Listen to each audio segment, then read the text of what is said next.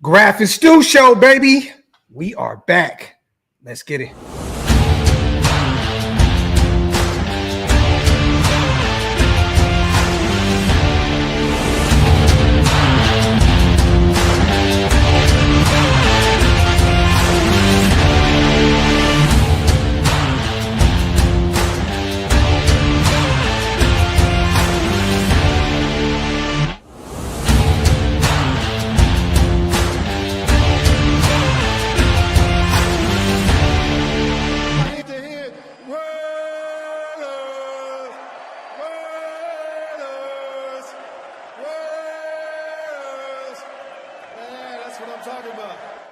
Yo, salute to everybody already here in the building. Welcome to the latest installment of the Graphk and Stu Show. I am one of your hosts, Graphk Raiders. Salute to the greatest chat in YouTube history. As always, we appreciate you guys so much. And salute to my brother, my co-host, Stuart Schweiger. What's good, bro? Hey, man. So I might have been too early yesterday. You know what I'm saying? I was saying who I think my favorite player is. Hey, ain't nothing against Dante, but I got a new favorite. Hold on to that. So we got an update here, you guys. Yesterday we covered Dante Thornton Jr. and we also covered Ashton Genty. Today was supposed to be Darien Porter and Tommy Mellot. Okay, 2 players. But guess what? Things change. Stu says he has a new favorite player, and today we are going to spend this entire show on that one specific player. I got player. 6 pages. Now, I don't know who it is, but I feel like I do know. Stu, real quick, matter of fact, before we do that, make sure you guys wipe them feet, man. Get those likes up on both channels. Whether you're watching on Stu's or my channel, we appreciate you guys so much. Hell yeah. Hit that subscribe button. Also, if you're watching on Twitter, salute to you guys. Jump over to YouTube, man. Get in the chat. We have the most active chat in YouTube. I promise you, if you're into the Raiders, we actually respond to shit. Yes. And you don't have to pay for it. Yeah. You know what I mean? So there you go. So no shots, but this is just real shit. So, how we feel? I have a feeling that I know, and maybe you go a different direction here. And salute to Hammer, our brothers in the building. Salute to Hug, all the mods. I'll give you a hint. That might be too much of a hint. Where he was drafted. Okay. What pick? Oh, okay. I mean, that's gonna give it up anyway, but it's cool. Yeah. Let's do it. What you thought? Is it Darien Porter? Yes. Let's go. A defensive-minded guy picking a defense. The shocker. I'm gonna tell you this, man. I have like, I bet you I have 10 or 12 of his quotes when his interview that he did with, it was a great interview that he had with look at this real quick. What did you say to me yesterday in the chat, in the text? What'd I say? Look, Darien Porter, aka Cam Newton. Oh, he looked. That picture of him did look like him, though, for real. It was like, are we fucking doing a show on Cam Newton tomorrow? It looked like that picture looked like him, right? Yeah, facts. Yeah. Now, but go ahead, man. This is you. Get your shit off, brother. No. So I watched the interview that he did with I want to make sure to give the guy his credit. Was it one of our own? Eddie Pascal? Yes, Eddie does great work with the Raiders too. Yes, I have to throw that out there. Eddie is a phenomenal. So what?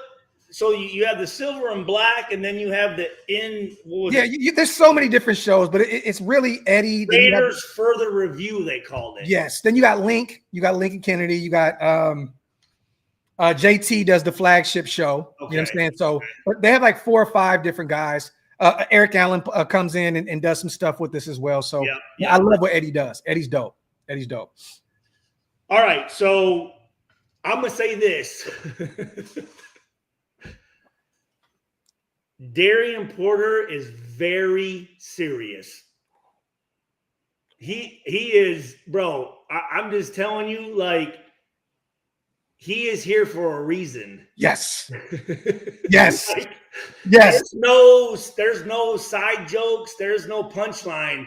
That motherfucker was just bow, bow, bow, bow, bow. You know why? Can I just jump in real quick? Yeah. You know why? So we talked yesterday about you being the owl pick, right? Yeah. We talked about Dante being the owl pick. Well, guess what? Darien Porter is the Pete Carroll pick. Okay. I can see that because I'm gonna make a comparison. Let's go. Should I do it now? Let's do it. Richard Sherman. Oh, well, that is the comparison. Okay, all right. Because I'm watching going, okay, former receiver, limited cornerback reps though, like converted Pete Carroll. Well, actually, here's the thing though. I wrote down Sherman Williams when I tried. Have we trying to paint shit, motherfucker? When I met Richard Sherman, I'm like, wait, hold on a second, that ain't right. Yo, if we can get anything, right? I mean, that's a legitimate comparison. And I think Porter got more length on him, right? I mean, Porter's what 6'4". Big pause. But it has him at 6'3", 195. 6'4", Okay. Easy. Okay. Yeah. 4'3". So right here. So yesterday we went over the production rankings or whatever at the combine. Mm-hmm. Production wise, he was 18th. Athleticism as cornerbacks, he was rated 93, which was second for cornerbacks. Mm-hmm. Which is kind of crazy, seeing how he only played it like 5 games or whatever the hell it was, right? At the corner spot, yeah, crazy. And then total as a cornerback, he was ranked 4th overall as far as the gradings go. But 4.3 40, nasty. 1.49. Remember I talked about yesterday, and again, what Dante ran his 10-yard dash was a 1.51. Uh-huh. This dude's running a 1.49 at 10. Crazy. Vertical jump, 36.5. Insane. Broad jump, 10.11. Mm-hmm. And this is probably the most impressive one. Was this 3-cone drill was a 6.71. Yeah. Which it's tough. It's tough as a tall, lean guy to get around those cones and shit. And then his 5.10 5 shuttle was a 4.04. So anytime you're under 4.1, you're moving. Yeah. He's athletic as hell. Yes. I mean, besides the 40, I mean, I beat all his times or all his stuff anyway. Talk that shit. I gotta throw it in there. Talk that combine shit. But anyways, no. So the hug too. Appreciate you, brother. Here's the other thing that's great about this kid, and I'm gonna go over line by line, but just overall, he's a great special teams player. Yes. He can block kicks. A lot of people are not talking about that enough. But yes, go off. Talk your shit. Because he was tied 4th in FBS with 2 blocked kicks. Bro, he only had 7 starts. Yeah. Yeah. And what did he have last year? He had 3 picks. He had 2 TFLs. 2 TFLs. 3 interceptions. 2 pass breakups. Mm-hmm. 2 passes defense. Yeah. It says this kind of confused me. It says he only started 7 games, but he set a school record at Iowa State with playing in. Okay, now it does make sense. He played in 64 games at Iowa State. Yeah, well, he played 63. So they have it weird because they have wide receiver in 2020, 2021. Then they have him convert to a defensive back in 2022, and it says 12 games in each 3 seasons. But I don't know technically how many actual reps that he got there. I don't. Okay, I see what you're saying. Yeah. You get what I'm saying? Yeah. But he's still very limited in the reps that he's gotten as a which DC. is good because he's fresh. Yes. You know what I mean? He doesn't have a whole lot of. He's not coming in with a whole lot of. Mileage and mileage. Baggage. Mileage. Yeah. Stand out at gunner, right? Great gunner. Yep. Well, let me ask you this, dude. Do you Right now, they have him as a starter on the depth chart as a rookie. Mind you, training camp is around the corner.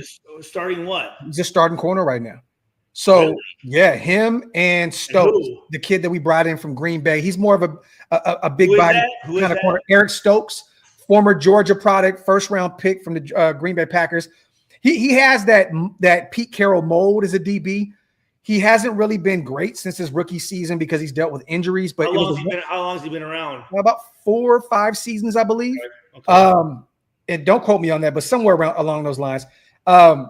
But hey, one year, hey, not to cut you off, but Pete Carroll's great with revamping, revitalizing players. I don't know how he does it, but he's the DB whisperer, and he spoke highly of Stokes up to this point too. Now, mind you, Jacorian Bennett is coming back from that shoulder injury, so at some point he'll be pushing for. What was Bennett again? 0, agent 0. Okay. Yep. Yeah. He'll be fighting for one of those spots, and you never know. We may go out and get another one, another one in free agency before camp. I don't know how this thing will play out. You can't have enough. Like I told you, you can't have enough DBs. You can't. No, never. But I'm asking you this because if he's the starter, you can kind of just wash the special teams abilities away, right? Because we're already thin in that group. Like we have Cam Richardson. Yeah. I mean, I would. I mean, if he's the starter, yeah. I would much rather have him focus and just concentrate on playing corner because he's still learning the position. We got other guys that can do. I mean, he's good at special teams, but I think we have other guys that would be just as cover that. Yeah. And not downplaying what he does in special teams, but I'm just saying I think if he's our corner as a rookie, don't play those kind of games. Yeah. Because once again, that's a lot. There's a lot on your plate already as a rook potentially starting. So throw a special teams in and they're going to be testing them. For sure. Yeah. For sure. Yeah. Real quick, salute the hug, man. Appreciate you, brother. And salute the Raider Ryan as well. He says, go check out the pup on Instagram if you haven't yet. So I haven't had a chance yet, but I will, Huggy. I will. Hey, Hug. Stu is like, I think he just got back into his Instagram. We were doing a bunch of stuff. He was locked out, and we're trying to do some shit yesterday to get his channel back connected. So he will definitely check it out, Hug. Switching passwords and screen names. And salute to Raider Ryan on the nice words as well, brother. We appreciate you. But I love this because that is the position that most people are worried about right now, Stu, is the corner. Like we move on from Jack. He's still a free agent right now. He's no longer a Raider. Nate Hobbs in free agency gets a nice. I like Jack. I did like Jack. Mm-hmm. But I didn't like the 1-for-1. Great play, bad play. Yeah. Boomer bust. On defense, you can't trade 1-for-1. Yes. I agree. I agree. And there were some times where I'm like, what's going on here? What is he doing? Yeah, and last year I think he gave up like 11 touchdowns or some shit like that. Did he really? Nasty. But he scored 3, I think. No, not last year. The year prior. Remember he had 2 prior? 2 pick six, 2 pick sixes. I think the year prior on Mahomes. That was it last year. He had one against Detroit too, I believe. Right? Didn't he have one against Detroit? He had one against Mahomes. And he also had one against the Chargers in that blowout. Yeah. Okay. Yeah. Okay. So what were you saying? You're saying that people. He's talking about pretty much if he starts this year, you can pretty much kiss those special teams reps goodbye. So I went on and I looked up what the so-called what do you call them? So-called experts say are his weaknesses. Mm-hmm. Says first start at corner was his 6th season, which I don't find that as a weakness. I really don't. You know what I'm saying? Like, because he proved that he can play corner pretty good, pretty fucking good. I watched this film, right? Yeah. So I don't find that as a weakness. It says that at times he gathers his feet on complex routes, which means, let's say a 7 post or double moves or whatever, because he's a taller guy, right? Yeah. So he's got to get used to reading hips. You know what I'm saying? Just getting more drill work. It says below average play strength and not so good on run blocks. Okay. But that'll come with training in the NFL level. Yeah. When I watched him on film, I didn't see that. What source is this, Stu, if you don't mind me asking? Where's this coming from? Because some of these guys, did they just pinpoint shit that makes no sense? It was, I mean, it was like, I think NFL.com or something. Okay. Yeah. Well, everybody looks at the game differently, right? Yeah. Which, fuck NFL.com. Fuck them. It says he needs to work on his tackling and contain, but I just watched his highlights, right? So I didn't see bad plays. Yes. You know what I'm saying? Yes. So I'm just going off of the plays I saw. He did have contain. He did tackle. He came up, not a physical tackler, but I mean, what's funny though? You can watch his tape and you're not going to find it that many bad reps. You're just not. That's what I thought. You're not. That's what I thought. And then it says coming to balance as a tackler. So again, I don't know who the fuck. What does that even mean, Stu? In your head, what does that mean? So here's the thing. Coming to balance, that was one of my things was I would now if you're facing with Damian Tomlinson, yes. If you're facing Dante Hall, if you're facing Michael Vick, yes, you got to come to balance. Yes. You're waiting for them to make a move. But some guys, let's say a TJ Duckett, let's say a Ronnie Brown, let's say a more physical guys, Johnson, more physical. You go and you don't come to balance at all. You go full speed and take them out. So it all depends on who the guy he's tackling is. Yes. You know what I'm saying? Love it. So I wrote this. I wrote, if you guys watch, and this was like a 3.5 minute highlight. It was the first one that popped up on YouTube. I don't know if you guys have seen it or not, but he made a phenomenal play against Iowa. Did you see that interception by chance? I've seen all of them. I've watched a lot, so I don't really exactly remember which one. Well, it talks about him coming up and contain. Well, this dude comes up, has running contain. It's a play action, so he's playing the flat. It's cover two. Yep. He recognizes that. I know which one you're talking about. It's not a run, and then he drops back and goes up and picks it. So what does that tell you, Stu? Right there, that a guy that is a converted wide receiver has already had the instincts for the position. Yeah. He's already getting it early on. Mind you, it's at the collegiate level, but he's getting it already. For you to be able to read that early on, and I like that. It was pretty. I mean, again, what see ball, get ball. Could it be just dumb luck? I would say that for another player, I would, but as I get through this, you'll understand why I think it's not dumb luck, because this motherfucker, dude, he is in film, he is in study, he is in that playbook. Yep. And like he kept referring back and back to studying and how important it is to understand what, and there's a lot of things that I'll go over his quotes here. Real quick, before you do that, I want to ask you this. Do you think he fell to the third round? And do you think Rich, Sherman, fell further down? Was he fourth? I think he was a fifth rounder, I believe, Richard Sherman, because of the limited reps at the position. Yeah. Do you think that's the only reason? Yeah, I would say just because, but yeah, I guess not every coach is going to be able to bring that out of you. No, you get what I'm saying? Like when you have a Pete Carroll at your disposal, it's different. It's like the guy played the position, he has coached the position. Like if you get that kind of guy, is that what I thought? He was a quarterback. No, he was a DB. He was a DB. Was he really? Yeah. Mm-hmm. He was a DB. Yeah. Out there slanging that bitch, huh? Hey, everybody, and that's why I can't wait to talk about Tommy Mellot, because people don't realize, Stu, that you were a quarterback. Yes, I was. You were recruited to be a quarterback. At your school. Notre Dame. Yeah, Bob Davies, man, my boy, man. Bro, if you were a quarterback, dog, that shit would have been fucking hilarious. I would have been running around like a fucking chicken with my head cut off. Yo, but go ahead and do your thing, bro. So let's see. Let's see here. Back for pickoff. I was so excited writing shit down, I can't even read what the fuck I wrote here. Now, while you do that, he had a great block kick against Kansas State. I remember that Came off the edge. Mm-hmm. Wow. Yep. Great block kick. He had a really against Texas Tech against man-free press, which what do we like to play?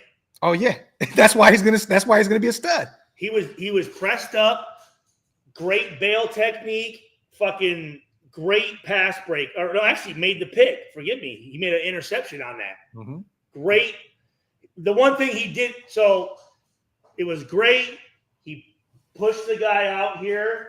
If this is the sideline here, the one thing that if there was a correction, okay, turned inside rather than just going like that. Yeah.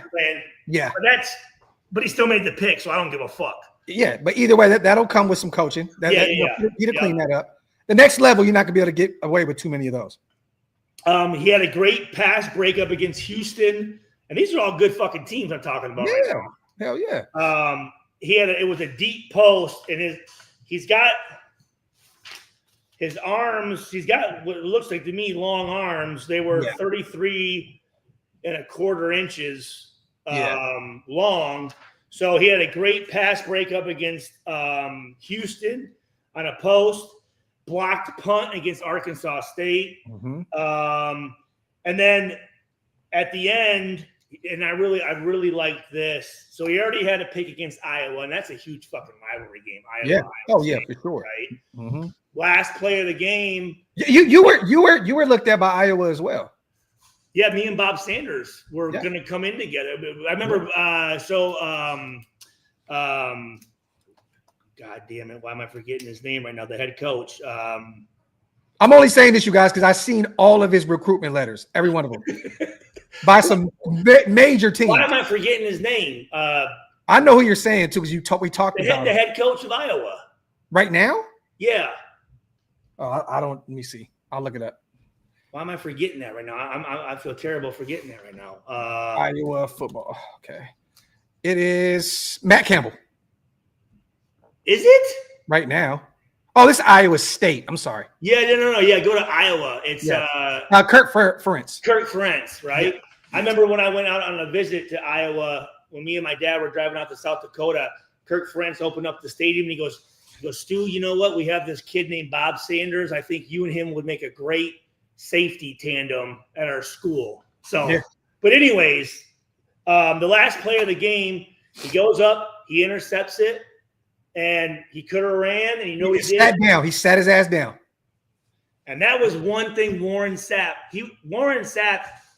if we ran last play and you started running, he would go and he'd fucking tackle you. Yeah. Like, what are you doing? The game's over with. What the fuck? Quit fucking being cute. Sit the fuck down. Like, all you can do is fuck the shit up.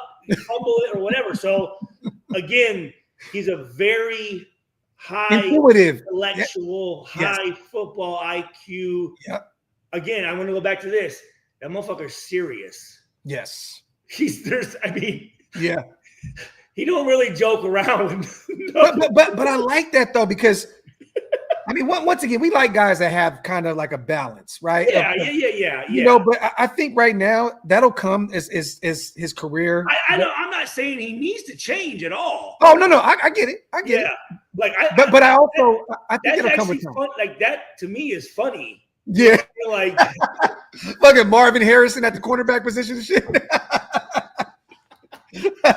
Hey, Darien, just don't shoot anybody at a fucking car wash. All right, be careful. Right down the street, bro. Yeah. Right down the street. I know them car washes are hot as fucking Las Vegas, man. Don't lose your cool, brother. Don't lose your cool. You know what I mean? But salute to Philly's most wanted, Marvin Harrison. So, all right, here. So I thought it was kind of funny. He's number 26, and that made me think of Stanford Route. Yep. Yep. Stanford Route. Stanford Route. Lazarus. Have you talked to him? Have you talked to Route? I need to call. I need to give him a call. We always. That's what Blugo named him, Lazarus. We talked about him a ton. And we called him Earl. We also called him Earl. Earl? Just because country, like you're Earl. Fucking Clarence. Yeah. Exactly. So, all right. So watch it. So everything from here is quotes from Darien from the Raiders Further Review with Eddie Pascal. So they talked about, there's a couple, like 2 or 3 weeks that the guys get to kind of, go off and, do whatever they want to do and whatnot. He said my thing is making sure I'm in shape. And he said, still working at my craft, lifting weights like that. And here's the thing, guys can say that, but I believe when he said, he's not, again, he's no nonsense. He's not trying to be cute. He's not trying to be like to say what he thinks the coaches are going to say. He is like that dude that's, again, he's almost like remember Beautiful Mind? Yes. Yes. Like he might be on the spectrum a little bit, which is cool. Shit. I love it, bro. Who the fuck ain't on the spectrum these days? And then, you're right. And then he said, he said the other thing was eating right, getting acclimated to the area, eating right, and sleeping right. And you tell your story about. Have you told that story about? Because that was it him right at Jack's or what's his name's house? Oh no, that was Jack Besh. Oh, okay. Yes, but he was there, and I believe Jackson had only mentioned Besh, but he was saying that those rooks were really about their business when they came over there for that barbecue. And I'll look it up and go back into detail about it. But I know that he was in the building for sure. So then they asked, about college and professional, and he said, I'm not just a college player. He said, this is my job, and you have to act accordingly. Who the fuck says that shit? You know what's funny, man? One person already said it. Act accordingly. Well, one person didn't use those words, but Dante Thornton said the same thing on my channel. He said, I'm just excited because now this is my job. I get to focus on my job. Yes. So he was like, in college, there's so much going on, school and the temptation, everything. This is my job now. I get to focus on football, which I love to hear that he said pretty much echoed the same sentiment. Yeah, because I remember there were some dudes, and we kind of just talked about them a little bit. Last one in, first one out. I'm like, what do you got? Where are you going? Yeah. What are you rushing? What are you rushing to go do? Like, what the fuck? You want to go spend this money that it looks as though this may be your last contract the way you treat it. Yeah. I'm like, bro, like you got nowhere to be right now. Yeah. Like, what the fuck are you rushing off to? Who would have grabbed you by your shit in Oakland if you tried that shit? Like, who would have grabbed you? Like, where the fuck you think you're going? Burge. But here's the thing, though, is put a fucking cigarette in his mouth. You do it one time, and after that, you lose all, like, people looking at you like he's a lost cause. Because again, they're all grown men, right? So you're not going to sit there and make someone do something. You know what I'm saying? Like, if they don't want to do it, they're not going to do it. Yeah. But I thought that was really cool. Let's see here. They asked the difference between OTAs and rookie minicamp. Okay. And I thought this was – I've never heard this kind of analogy. He said the energy is the same. Let's see here. So I love this. He says the difference is when you're on rookie minicamp, everyone's just kind of trying to survive at that point. Yeah. And then when all the veterans come around, he said you really need to study and you really need to be on top of your details. Those type of words. Sounds like a fucking 10-year veteran. I mean, there's certain words. I don't know if he's been coached on what to say. Again, I could just tell by his demeanor. Like when he was doing the interview, I could feel he was uncomfortable. Yeah, You know what I'm saying? Like, but you know what though? He'll open up because Brock Bowers was like that last year. Didn't want to talk, was all business. Now he's having fun. He's you got Cock Bowers. No, but I like that. You ain't done shit yet. Yeah. So you got to be a little You know, like I mean, Malcolm Kuntz was like that. He's kind of developed a bigger personality. It comes with time, but I love what you're saying. No, absolutely it does. Absolutely it does. Yeah. Absolutely it does. Once you get comfortable with your surroundings and you start to see things for what it is, then you start moving accordingly, like the word that he used. And again, there's certain words that I like. You're like trigger points. You're like, okay, I like that. I like that, right? Yeah. Yep. Mm-hmm. And he said, and they talked about, being a corner and being new. Obviously, you're not going to make every play, right? And he said, don't let one play dictate how the game and here's what I liked, practice goes. He talked about practice.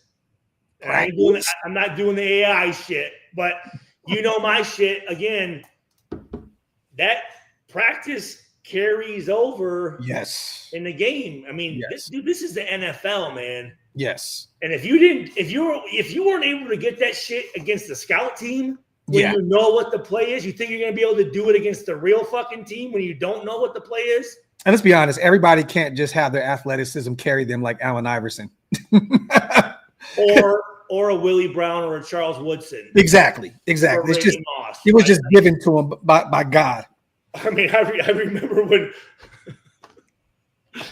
goddamn Charles Woodson and Willie Brown would be over there with their heads fucking head to head, passed out in the locker room.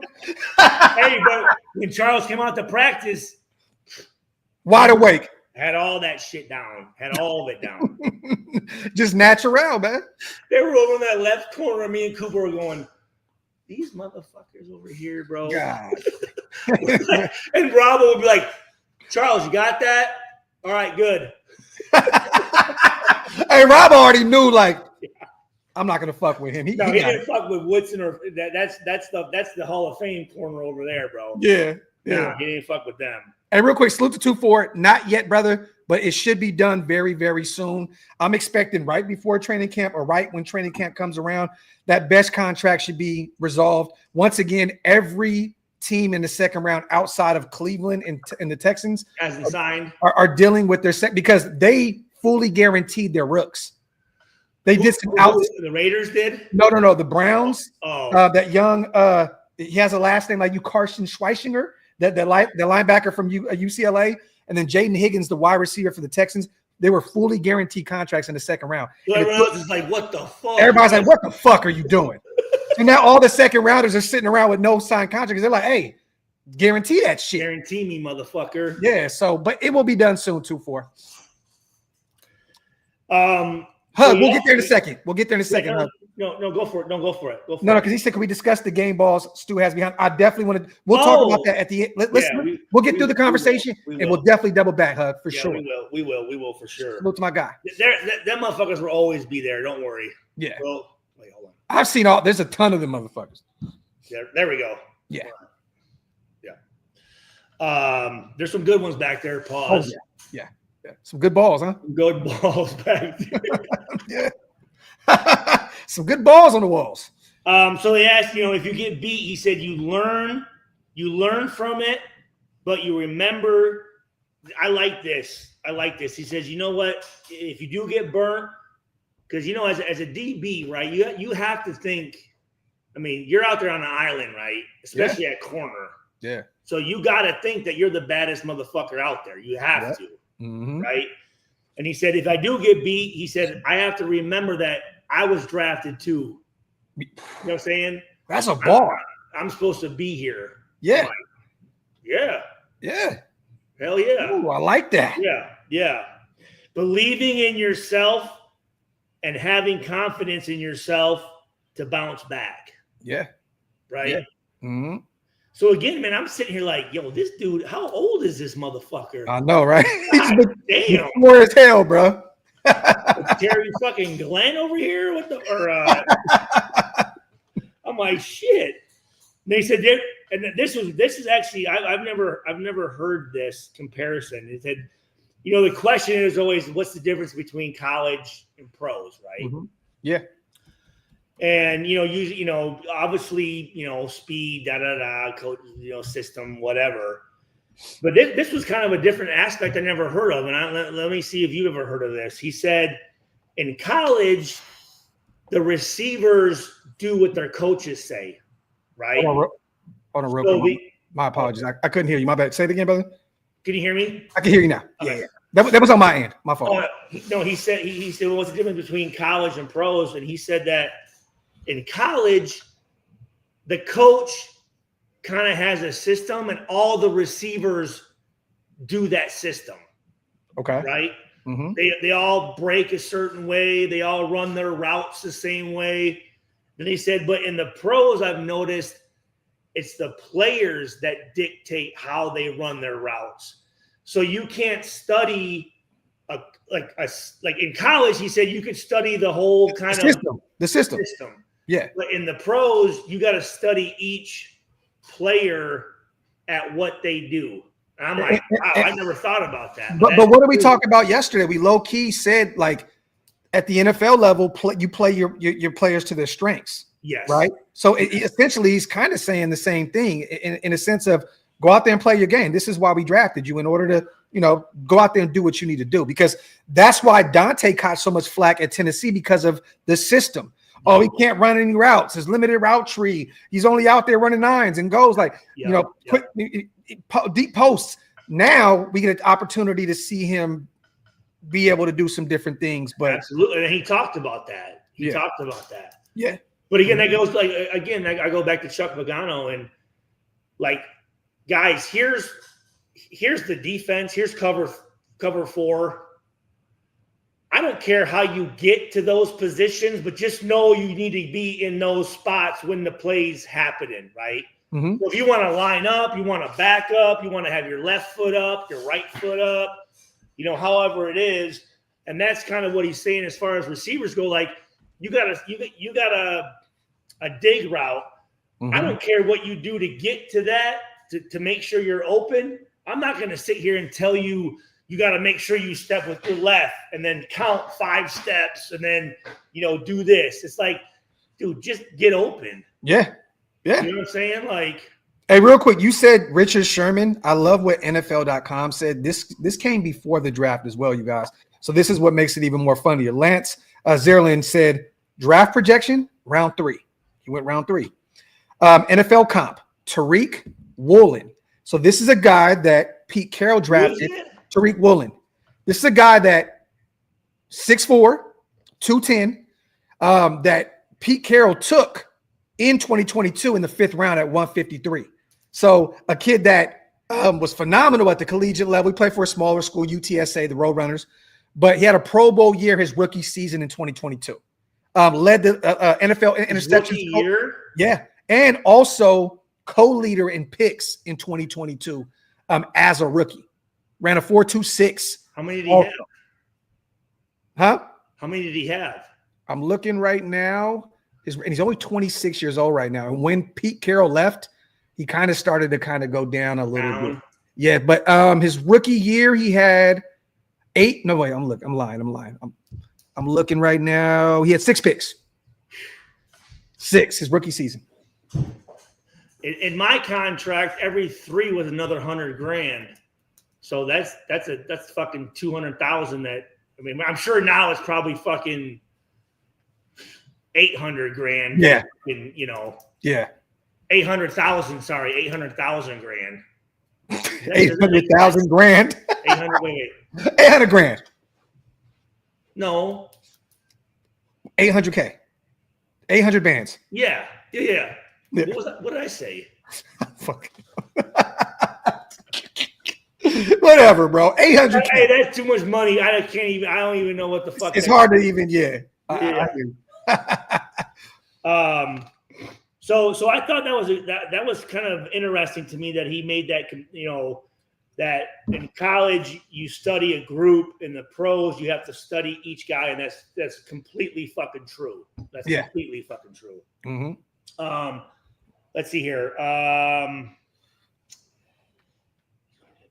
I'm excited about this. And he said this too. He goes, you know what? When you're studying, he goes, obviously, and to go along with that, a 6'4" receiver is going to run a dig route different than a 5'10" receiver. Completely different. Yeah. And you have to know who the fuck you're – Dante Hall is going to run a different dig route than Calvin Johnson is. Yep. Right? And two different I wrote that down because that shows me that this dude is in his playbook, in his film, in his studying.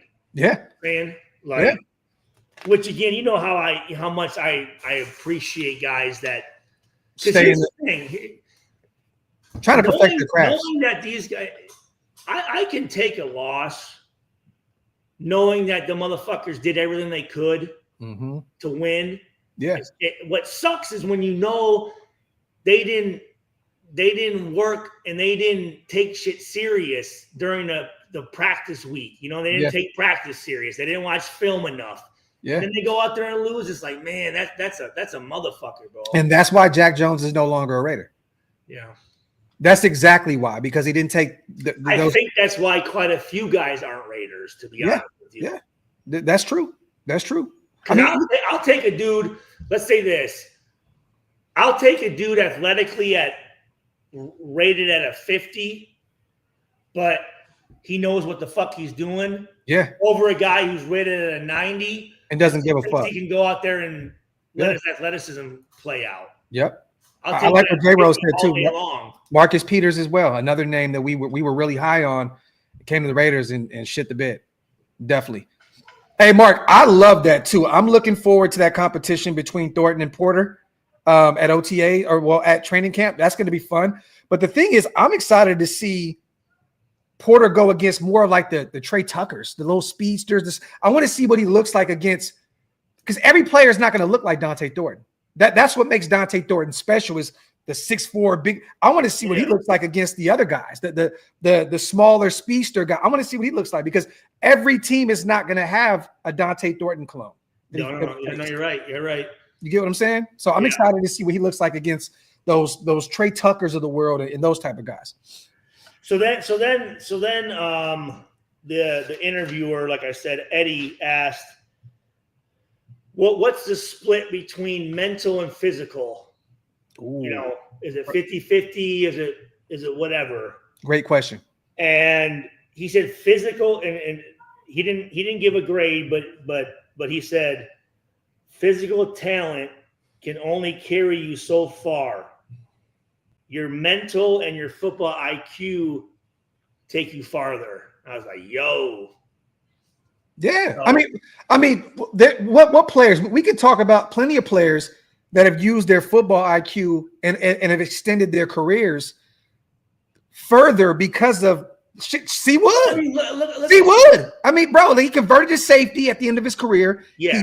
He used his brain. I mean, yes, he's Charles Woodson. The athleticism. But do you think he's as fast as the motherfucker? No, he lost his step, but guess what? Yes. It's right here. A guy that I'm not a huge fan of, but a guy like John Lynch. Yes. He played that many years because he didn't have to go here to go here to go there. He just went there. Yes. Because he knew, do you think he was as fast as fucking some of them receivers were? No.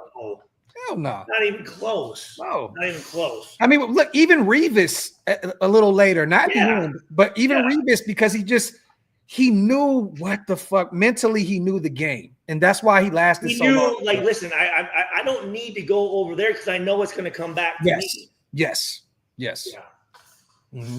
So that's and again, I don't know who's been teaching this kid. I will say this: he did, and I think I'll get to it. I have 2 more pages and then I'm done. But he talked a lot about his coach, and I think that coach at Iowa State must be pretty fucking good. He's a beast.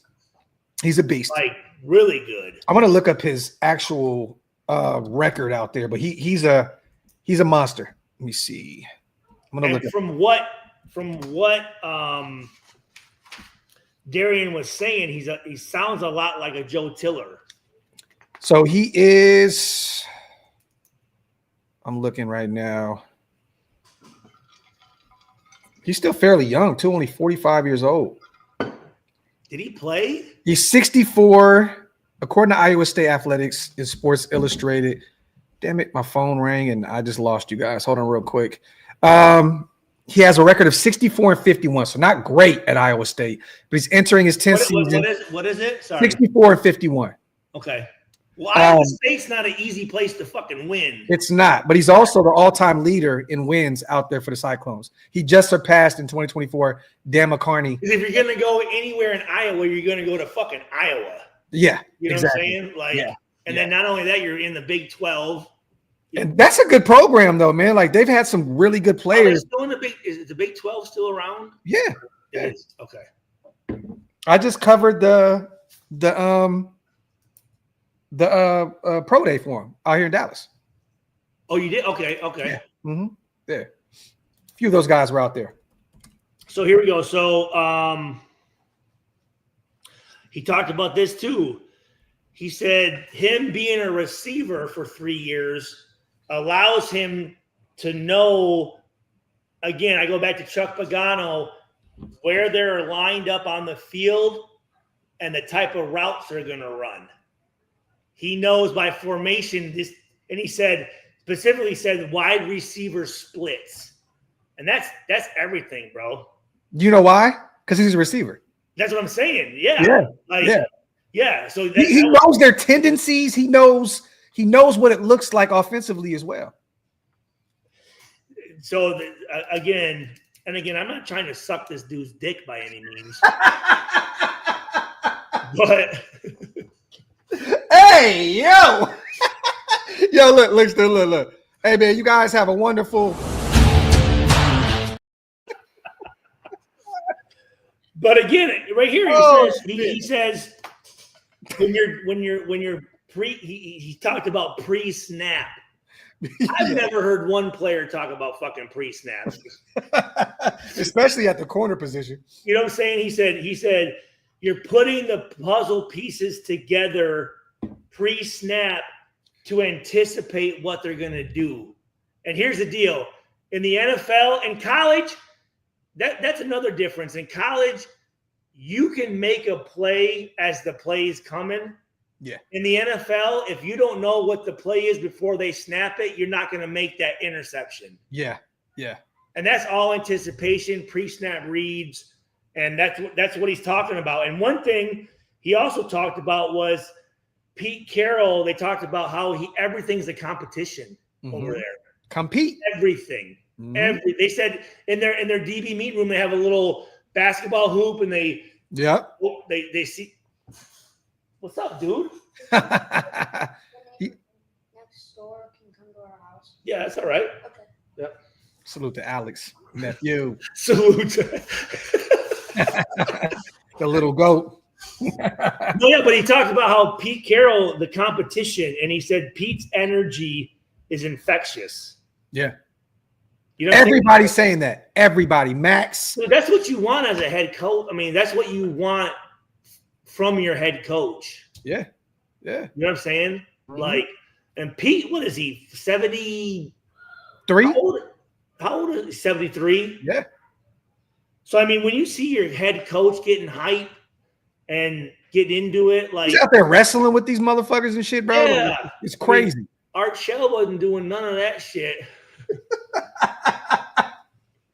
You're never ever gonna get off the Art Shell shit, bro. And I'll fucking love it. I love it, bro. Oh shit. Salute to Art Shell. One of the Raider greats. Salute to Art Shell. I mean, one of the Raider greats on the field. Yo, I'm telling y'all now, man. There's a few personal grudges that Stu will always hold. It's Art Shell and it's Rich Gannon. Well, it's not really a grudge, but it's just I don't know. It's like, what the fuck were you doing? I get it. Oh, also too, he said, he said, what builds a successful program is brotherhood and competition.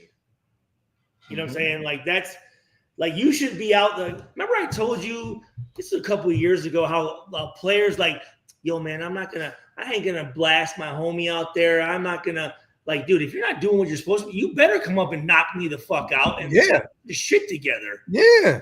You know what I'm saying? Like, there's nothing wrong with that at all. Bro, you learned that early. Yeah. My son plays on the same team as his best friend. I hear them in the room, motherfucker. I got you. I'm black at practice. You're like, bro, like you want that. Like you want to be able to have that camaraderie and talk that shit. Hell yeah, that makes you better. That makes you better. Yeah. And then I love this. They talked about special teams. He says special teams means everything. He said, as a rookie, right? I don't know if you're going to start or not, but your fastest way on the field is going to be special teams. And he said, if I have the privilege to play special teams, I love that. I have the privilege, bro. Love that. You know why? You know why he talks like this, though, Stu? He's 24. So he's a bit older. I think that's why he's just more mature. And the motherfucker was in college for 20 years. I fucking know, right? I mean, but the thing is, it kind of, and tell me if I'm off a little bit here. It kind of reminds me of the Geno situation, right? Because yes, you bring in a 34-year-old quarterback, you're like, God, bro, you got a fucking veteran journeyman on his last legs. And you're like, whoa, you look and you're like, Geno didn't really play a ton at the beginning of his career. So there's a lot of mileage left there. And with Darien, there's a lot of tread on those tires. Yes, and he's still young, he's still fresh, new to the position.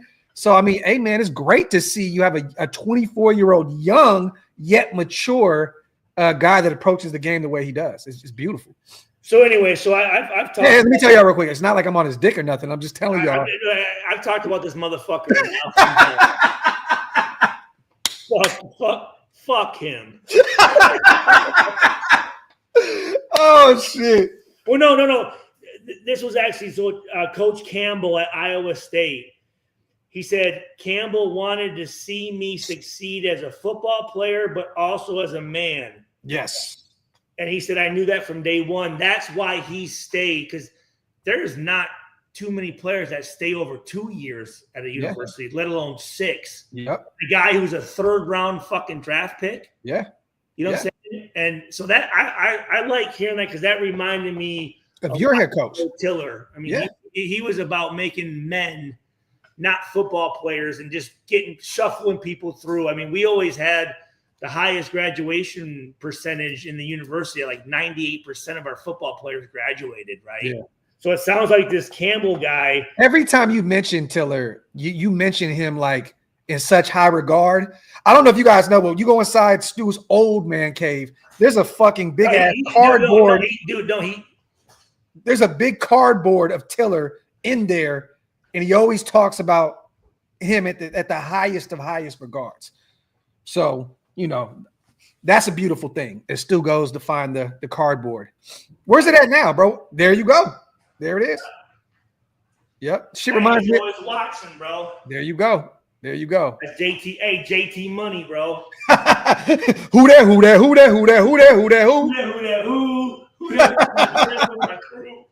Yo. But again, no, I take it very serious, because if Joe Tiller didn't have the balls to come up to Michigan and recruit me after Michigan just won the national championship with Lloyd Carr, 97, Woodson. Yep. And Nick Saban was at Michigan State, and this motherfucker was like, fuck, go for it. Yeah. You know what I'm saying? I wouldn't have the family that I have. Yeah. You know what I'm saying? So I take it very serious. And the fact that whenever I wish he was still here, man. But and you're still out there. You guys have a fucking ball. Oh my God, dude. He was just after every game, we'd sing the fight song, and then he'd go, "It's Miller time." Time to get fucked up. When he talked about Campbell saying that from day one, he knew that coach wanted guys to be successful off the field. That's pretty unique. There's not a lot of coaches. Kirk Ferentz at Iowa, now I remember his fucking name, is another guy that really cared. Mark D'Antonio at Michigan State, Nick Saban, wherever he was. Mm-hmm. These are guys that actually really cared about the athletes, because a lot of guys do. Their major is just eligibility. They don't graduate. Yeah, they don't give a fuck. These coaches don't give a shit. Yeah, So your Saban story is hilarious too, bro. Came and got you, and then he take the job with Miami. No, he went down. He signed the LSU. He signed the first $1 million contract with LSU. That's what it was. That's what it was. Yeah. Hey, shout out! I want to give a shout out to my roommate, my freshman year, a guy named John Goldsberry from Santa Claus, Indiana, where Ken Dilger, tight end that played at Illinois, played for the Colts. Jay Cutler is from there. His son just committed to Ole Miss with Lane Kiffin. Love it. Yeah, I texted Burgess today. I'm like, yo, man, my roommate's son just committed to Ole Miss, man. So I'm gonna be going down there quite a bit to watch. That's fucking dope. Yeah. Let me know when you go, bro, because I'm not too far. I'm right here in Texas, so let me know. And I guess that place, Oxford, gets wild. Oh, that shit is lit. Yeah. But you also gotta be careful down there, man. We're gonna cut Lane Kiffin's hair off. We'll see his ass. Motherfucking Lane Kiffin, bro. 31 years old, bro, when he was our coach. Yo, I don't even we've talked about him a ton, bro, but that shit is still unbelievable to me. You have a fucking child in there he said every major, like USC, Tennessee, Alabama, fucking Ole Miss. Like, yo, what the? Hey, Lane got something on everybody, bro. For sure. For sure. Yo, hey, Terry, I do believe that Porter's going to be our starting corner this year. I do. There's two reasons. One, because I think he's going to deserve it and he's going to earn it. But also, you look at that depth in that room, and I just don't know who's really going to challenge to be the starters outside of Stokes, Porter, and Jacorian. I don't know if DCAM is going to be ready in year 2. You know, and once again, we're pretty thin there in that group. So Mellot Dotson's another guy, another UDFA that I'm really high on, that hopefully he can find a spot. But I think it's clear cut. If they don't go find, we didn't make that move for Jalen Ramsey, Stu, or we didn't go get, Jair Alexander. Ramsey. It was a foregone conclusion here that Pete is pretty high on the guys he has in the building. So, yes. Last quote, and then I'm done with this motherfucker, all right? Yo, hey, after this, I'm gonna DM our rookie, right? For those who don't know, I'm gonna hit up Darien Porter and I'm gonna say, I got this guy named Stu. He seems very interested in you. So I'm gonna try and link him up, put him in a DM together. Oh yeah, no. Yeah, for real. I'll take him out to dinner. Yeah. Shit. I watched some film with him. Shit, that motherfucker. Hey, I'm telling you, there ain't no fucking around with this dude, man. Yeah. I don't think he fit down there with us in the basement drinking Captain Morgan and shit. He'd be like, nah, these motherfuckers. Yo, I can't do this shit. I gotta go home, man. I gotta get the fuck out of here, man. You ain't going nowhere, motherfucker. You sit the fuck down. All I know was, Coach, they were on Adderall, fucking drinking Captain Morgan. They were freaking me the fuck out. Oh shit! Well, last thing, and this is, I really like this, was you leave the program better than when you got there, which that just shows you the mindset that he has, that he is here. He is again, and I said this yesterday, I think these guys are going to be really good professional players. Yeah. And again, you said that they drafted on character. Yeah. You know what I mean? Not only athleticism, right? But good fucking players. Yep. Humble guys. They're all humble. Yep. And if you go look at all these articles, right, across the internet on Darien Porter right now, it's so crazy, Stu. Like, Raiders draft pick already in line to earn starting job. Dante Thornton, Darien Porter using their athleticism to earn early first team reps. Like, it's just everything that you're seeing about these guys early on. I mean, can Pete Carroll mold the next Richard Sherman with Darien Porter? There's the next beast mode with with Ashton Genty, right? Yeah. There's just a ton of praise here. We talked about this on the show the other day about Genty with the beast mode comparison, or Dante with the Randy Moss build, or the Megatron 6'5", Metcalf, really. I mean, Metcalf.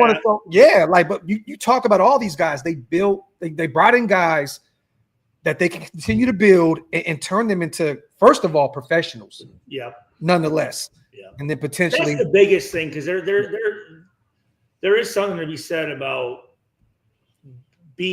how to be a professional and how to conduct yourself and how to practice and how to prepare and have fun when you have fun, but because no one's telling you shit, bro. Yeah. You can do whatever the fuck you want. Yeah. But you know what? if you're not disciplined a little bit, man, it can be a rough going. But that's why I'm excited about all the people that are in the building, because there's a mixture, right, of discipline, fun, competition, Pete Carroll, Chip Kelly, Tom Brady, Spytek, the energy, you know what I mean? Like there's a combination of all. The thing is, you don't want to, you know how this goes too. You don't want to run a military program. No, you don't. Where guys aren't having fun, but they also need to understand, like, when it's time to go, it's time to go. Time to go. When it's time to have fun, it's time to have fun. When it's time to fucking work, it's time to work. When it's time to fucking play balls out, right? You know what I'm saying? Like, and it takes, and again, like I talked about yesterday, I feel like we have the veterans now that are going to run those rooms. Yes. You know what I'm saying? Yeah. Mostert in the running back room, right? Matt Crosby, Jeremy Chin, the list go. We haven't talked about the linebacker position. With all the guys, the Jermaine Pratts, the Devin Whites, the Landon Roberts. We still got Jalen Myers in the receiving room. Yeah, you know what I'm saying. the list goes on. Offensive line, Colton Miller. Bowers in whatever room he's in. Yeah, Colton Miller. Colton's he's a vet now. He's a vet. Oh shit! Fucking, he's been a vet though. He's one of the only Oakland Raiders left. How's it? Oh, is he really from Oakland? You have like 5. I think it's Max, Colton, Daniel Carlson, AJ Cole, and Andre James just left. There has to be. I think there's one more. AJ Cole's our punter, right? Yes. AJ Cole and fucking our kicker. Carlson. The Raiders always do it. Stu. The Raiders always do. The Leckler, Bass. Seabass. We got to get Seabass on the show, bro. Look, if anything, I just want to have him come on and drink. We can just fucking drink. I would just love to take shots and just talk about Oakland stories with Seabass. I told you that time we went down to Zach Crockett's camp down in Hollywood, Florida. Yeah. And this motherfucker wakes me up to go to the camp, and he's like, "Stu, you got to drive, bro. You got to drive, bro." I'm like, what? And he hands me the keys to like this fucking $300,000 Mercedes. And I'm like, all right, bro. He's like, thank you, Stu. And you know what's funny? I've had a million Raider guys, like former Raider players on the show, and every one of them said the same shit. Man, I used to see Seabass and fucking Leckler just down in 40 ounces and shit. And bro, and they were crazy, bro, but they were good. Fucking great. Yeah. And remember Joe Avanzano? Yeah. Mm-hmm. The thing with Joe Avanzano, bro, like if you did your shit, he would go to bat for you. Like he would like, nah, those are my guys. Don't fuck with them. Don't fuck with them. Mm-hmm. Yeah. I think Marquette talked about him too. I think. God rest his soul. Yeah. But now that's crazy. I remember there's in Alameda, on Bay Farm Island, there was a little sushi spot that me and Chrissy would go to once in a while. And Joe Avanzano was there with his wife, and he's like, "Stu!" And he spit so much food out of his fucking mouth. I'm like, yeah, coach. Like, God damn. Oh, shit. Yo. I think the motherfucker's teeth went out for a second, too. Rest in peace to him. And Martin, I love that you brought that up, too. R.I.P. to Snake. It's been 10 years today that Kenny Stabler is passed, man. So rest in paradise to one of the Raider GOATs. Was that today? Or 10 years today. So it was 2015 when he passed. So. Hey, Ron Justice, we're gonna save that one. I promise you, brother. We got you. We'll talk about time. We will. I just got. But I brought him up because I think Stu, that former quarterback, right? yourself. I think you're gonna have fun watching this kid's take. This kid's athleticism is insane, bro. And they're converting him to wide receiver. He's going to be a special teams guy who can return kicks. And he's a white dude, right? White dude, bro. They're already labeling him like the Julian Edelman 2.0. Was Edelman a quarterback coming out? Yes. Yes. He was. Mm-hmm. Fuck Edelman. I think he was. I think Julian Edelman was a quarterback coming out. Fuck him. Mellot. Tommy Mellot. Tommy's better. Fucking. But you know what's funny? Tom Brady had his hand in the pot, right? Drafting him. So, stir that bitch up. So there may be something there. So, final thoughts on Darien Porter, brother, before we get out of here. I would just say, man, at the very least, you know what? I mean, who knows what could happen, right? I mean, kid's got a ton of potential. I mean, the thing that I like is I know that when he's out there, he's going to give his best, and he's going to know what the fuck's going on. If he gets beat, then you know what? Shit. That happens sometimes. Hey. Right? Live to see another play. Yeah. Live to see another down. Exactly. Yeah. And with him being a third-round pick, there's a little more juice that comes with that. You know what I'm saying? Mm-hmm. I mean, with him already be considered a starter, that's got to be a little intimidating. I mean, for a kid who a couple months ago just started playing cornerback. Yeah. And all of a sudden now he's starting in the NFL as a cornerback. Like, what the fuck? You know what I'm saying? But I think with his mindset and how he approaches the game, I think he's got all the right intangibles to get it done. I agree. And again, I just I like guys that take it serious. Yes, I do. Yes, and that motherfucker. Yeah, I love it, bro.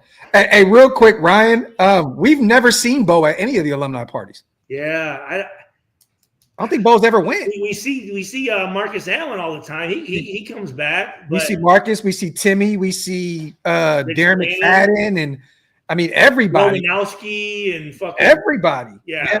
But you know what? Bass hasn't been out there. We have never seen Bass. No. No Bo Jackson. We've never seen Shane. Shane ain't come out yet. Shane hasn't come out either. Yeah. I don't. You know what? I would think with Bo, there still might be like where he doesn't feel like he belongs because of his so short-lived. Maybe he just because he didn't accomplish what he wanted. That's why I was away for so many years, because I'm like, I didn't do what I wanted to do out there. Yeah. You know, and everyone kind of like Nnamdi. Nnamdi, I think, is still. Nnamdi never goes. I think Nnamdi probably holds a grudge because when he left, he went to a system that wasn't tailor-made, and it didn't play up to the standard of what he wanted. Yeah. So maybe Nnamdi feels some type of way. But Nnamdi's an actor and shit too. He's doing well in life. His wife is killing it. You know what I mean? So yeah, but still, I mean, football is a major part of his life. No, definitely. I know he. I mean, you know, I talked with Akbar Bajabiamila, who's a very close friend of Nnamdi's, and it just takes everybody. They kind of, you know, they're on their own schedule. Yeah, you know what I mean, you can't really force a person. You know, they have to like me. I had to come when I was ready to go. Yeah.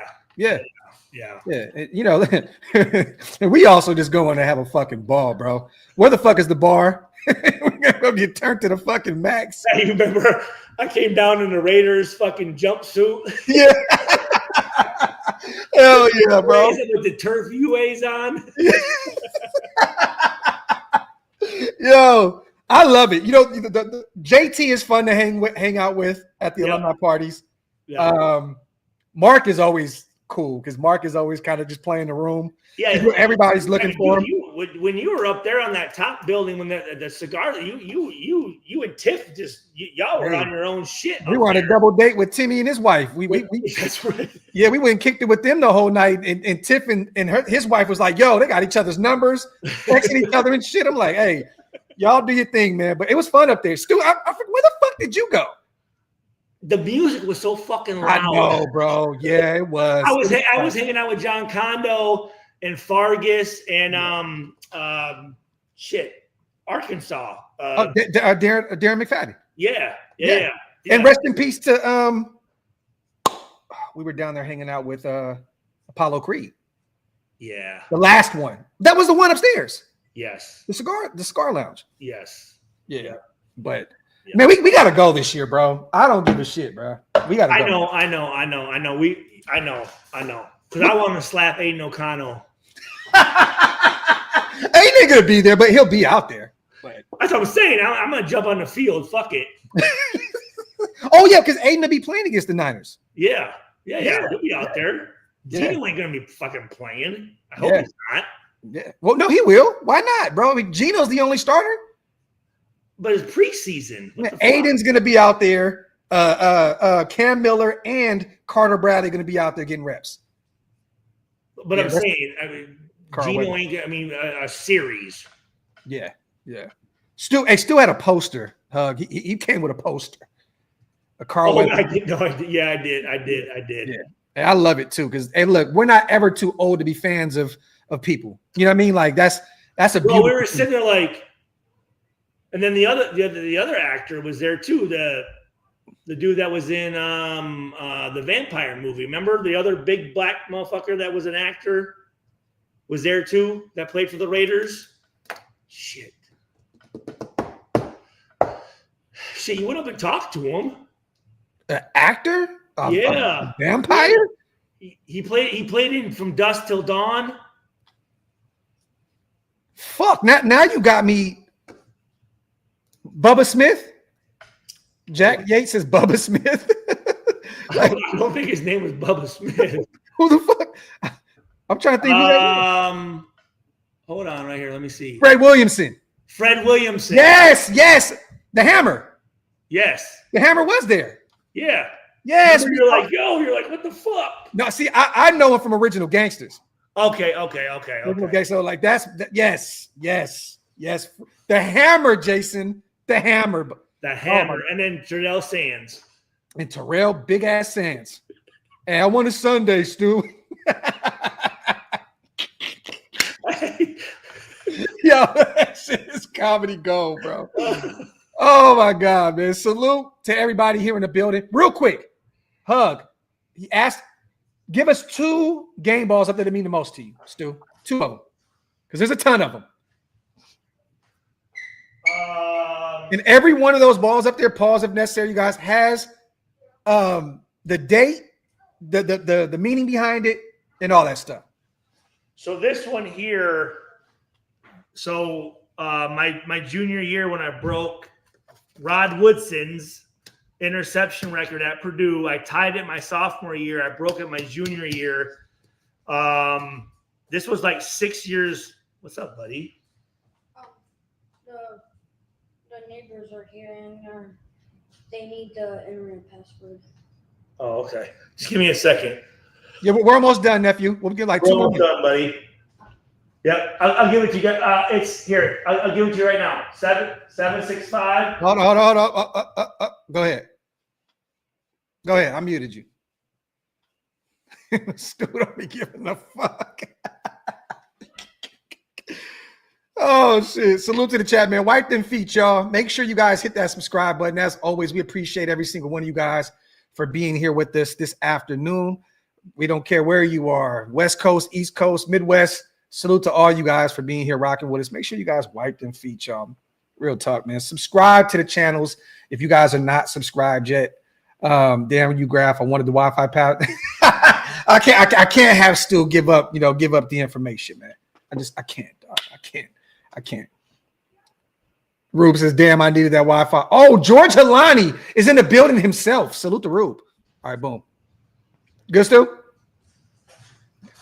Yeah. So that is the Rod Woodson. Well, no, so here's the thing. In college, you don't get to keep the balls because it's the other school's ball, right? Mm-hmm. So like 6, what are you laughing at? You didn't get to keep the balls? Yeah, I know. I'm done. Jesus, can you be serious for I know. Look. Seconds? Go ahead, brother. So about 6 years later, I went back to a spring game when I was still playing in the league, and one of the equipment managers was like, hey, Stu, and he threw me this ball. And I'm like, what's this? And he's like, yo, that's the ball. Like, he went and snatched it and kept it because I intercepted against Western Michigan. So this is, you would think maybe Purdue might want this fucking thing somewhere. Yeah. Yeah. But they don't give a shit. They don't give a fuck. But you know what, bro? It needs to be in your hands anyway. Yeah. So what it is. Iris said I was about to get that password to your Wi-Fi and give it to Art Shell. Yo, and then this one right here is when I intercepted Brett Favre in Lambeau Field. I remember that.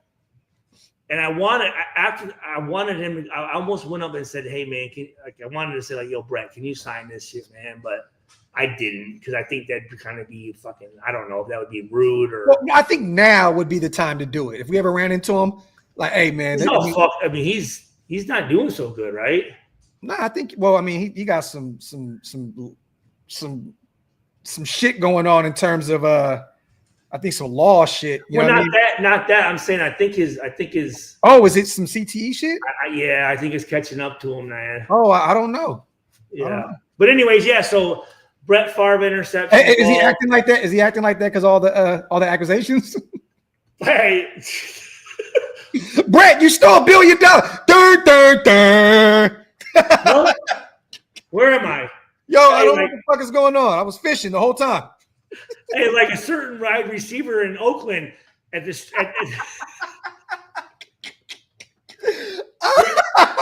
Yo, holy shit. Hey, where am I? What happened? Where am I? I don't know. I don't fucking know. Yeah, so these are pretty important to me, man. They're pretty cool that I have them still. You know what I mean? And it's the Raiders did a good job of. There was a guy that would paint it and put it on there and all that stuff. So I like this. Longy Raiders says Purdue University. There you go, Purdue.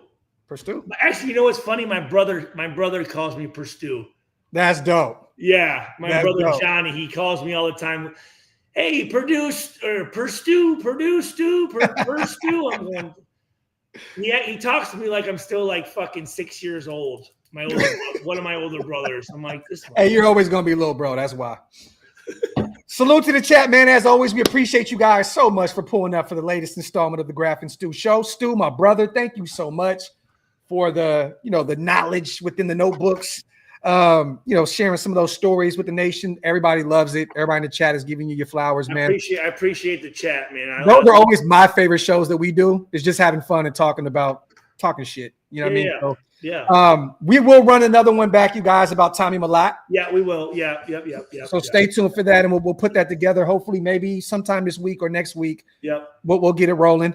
Other than that, man, once again, man, salute to everybody. You know what? A good idea is like you said before is maybe people who guys that they want to see what we think about guys. You know what I'm saying? Yeah. Give us some players to talk about. Yeah. And we'll definitely put it together. Current. I mean, it doesn't have to be new guys. It can be current players or guys from another team or something. You know whatever y'all want to do, because I know Stu loves to get in this. This is good for me. This is therapy for Stu. It is. It really is. I was really excited to be able to sit and just cut up some film and watch it and take some notes again. So I appreciate it very much. What we need to do? I think we should bring on Dylan and have you talk some of his stuff live. Is it live? Yeah, Lobby. That'd be kind of cool. Yeah, that'd be kind of cool. I'll talk shit to that motherfucker. I love it. We should have some. We can have some fun. Has he talked to Mike Allstott? I'm gonna follow up with him today. I'll follow up with him today. Ask him because I talked to Mike a couple days ago. Because I'm gonna say this, y'all gonna hate it, but Alex's favorite team is Tampa right now, bro. Huh? Yeah. Is there a reason for it? He likes them creamsicle jerseys, man. Well, he got the pirate right. Well, he did, and then He'll convert. I made him a little quarterback like on college football, and Tampa actually drafted him.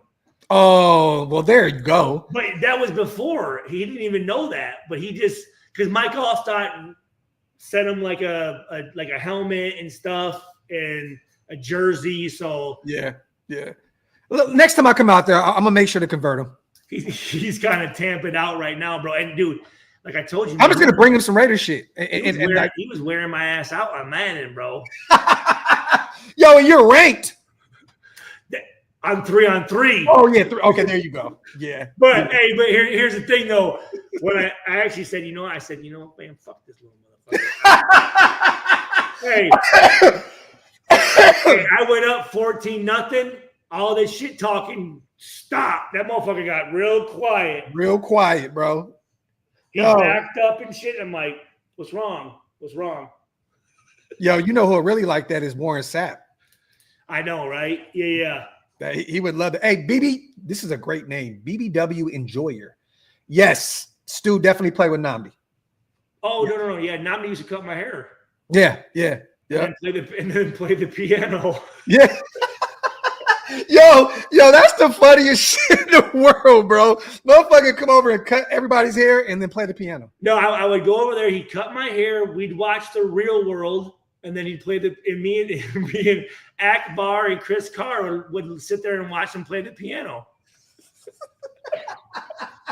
Swear to God. Well, that reminds me of the Ray J and Fabulous story. He was like, Fabulous was like, bro, I went to Diddy house and fucking Ray J's in there just drunk as fuck playing the piano. Yo, that shit is hilarious, dog. Yo, anything on the way out, brother?